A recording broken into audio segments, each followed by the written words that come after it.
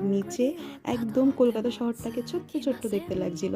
তারপর এখানে একটু ব্রেকফাস্ট করে নিলাম, হট চকলেট আর পোহা। 2 থেকে আড়াই ঘন্টা পরেই আমি দিল্লি এয়ারপোর্টে পৌঁছে গিয়েছিলাম। আর সেখানে অজান্তেই আমার ক্যামেরায় চলে এসেছিলেন শিরাদা বন্দ্যোপাধ্যায়, যিনি কিনা একজন সঙ্গীত শিল্পী।